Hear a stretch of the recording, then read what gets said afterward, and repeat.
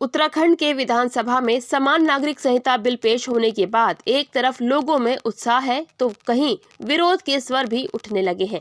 महिलाओं में जहां बिल को लेकर खुशी है तो वहीं समाज के एक वर्ग में बिल को लेकर नाराजगी भी जताई है और इसे लोकतंत्र और धर्म से भी जोड़कर देख रहे हैं। वहीं अधिवक्ताओं और सत्ता पक्ष से जुड़े लोगों ने इसे देश की अखंडता और संप्रभुता से जोड़ा है और कहा कि बिल संपूर्ण देश में लागू किया जाना चाहिए ताकि देश के प्रत्येक नागरिक के साथ न्याय हो और निश्चित तौर पर इस बिल के आने से देश को एक नई दिशा मिलेगी। वहीं मुस्लिम नेताओं ने इसे गैर जरूरी बताया और न्यायालय में शरण लेने की बात कही और कहा कि इस वक्त प्रदेश में अन्य मुद्दे जैसे शिक्षा, बेरोजगारी, चिकित्सा जैसे विषयों पर ध्यान देने की जरूरत थी, मगर केवल चुनावी स्टंट के तौर पर इसे पेश किया गया है। लेकिन प्रदेश सरकार को इसका खामियाजा भी भुगतने के लिए तैयार रहना होगा। वहीं इस पूरे मामले में किसका क्या कहना है, आप भी सुनिए। उत्तराखंड का ये सौभाग्य है कि यह बिल उत्तराखंड में सबसे पहले पेश होने जा रहा है और इसके लिए हम माननीय नरेंद्र मोदी जी का धन्यवाद करते हैं और माननीय पुष्कर सिंह धामी जी जो धाकड़ धामी जी हैं और जो अपने जो कहते हैं वो करते हैं, उनका मैं तहे दिल से धन्यवाद करता हूं। दूसरी बात यह है कि यह बिल समान नागरिकता बिल जो कि हमारे आने वाले जनमानस के लिए बड़ा लाभदायक होगा और सभी धर्मों को एक छतरी के नीचे इसमें पिरोने का काम किया गया है और ये बिल आने वाले टाइम पे जनता के लिए अति लाभप्रद होगा। ये केवल एक भ्रम फैलाया जा रहा है।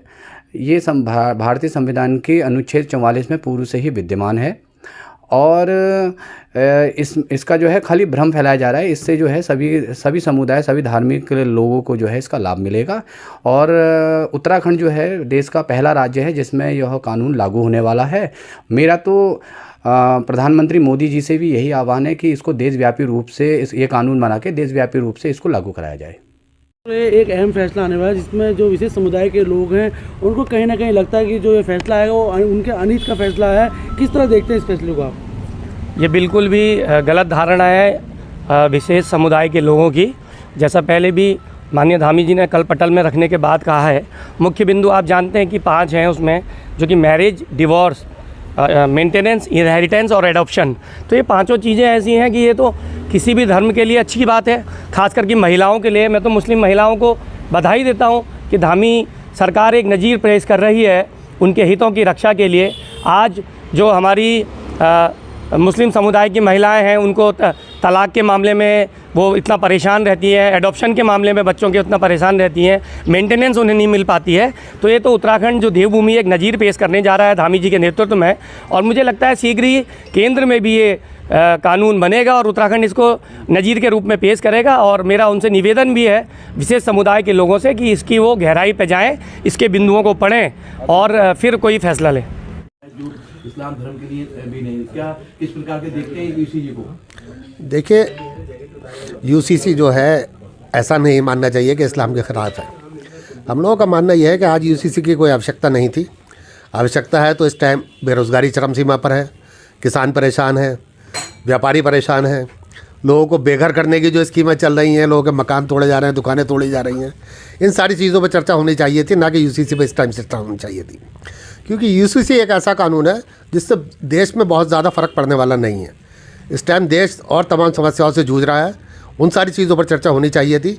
जहाँ तक आप लोगों का ये सवाल है कि माइनॉरिटी को इससे कोई फ़र्क पड़ने वाला है, तो हमारा सीधा मानना है कि यूसीसी से माइनॉरिटी को कोई फ़र्क पड़ने वाला नहीं है और ये सिर्फ अभी उत्तराखंड में लागू हो रहा है और ये भी सिर्फ इस बात की होड़ लगी है कि हम सबसे पहले लागू करके इसमें वाही लूट लें।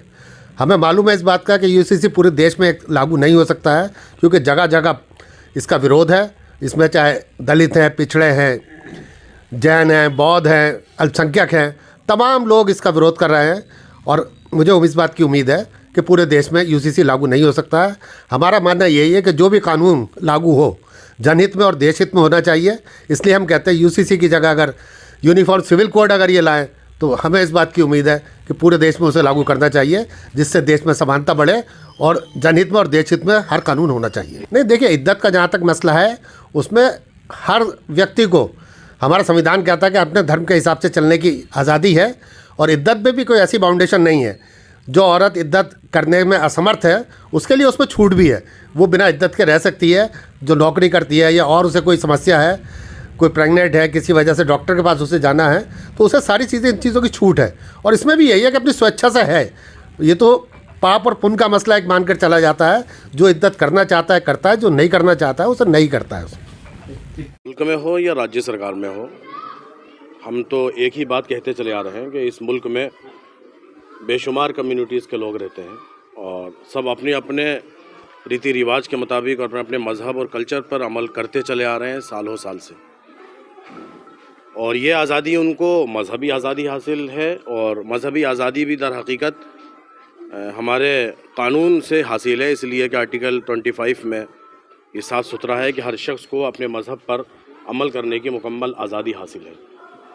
इसीलिए हम लोग जो है यूनिफॉर्म सिविल कोड के समर्थन में नहीं है और उसको सीधे सीधे अक़लियत यानी माइनॉरिटीज़ के मुखालिफ समझते हैं, ख़ास तौर से मुस्लिम समाज के ख़िलाफ़ समझते हैं।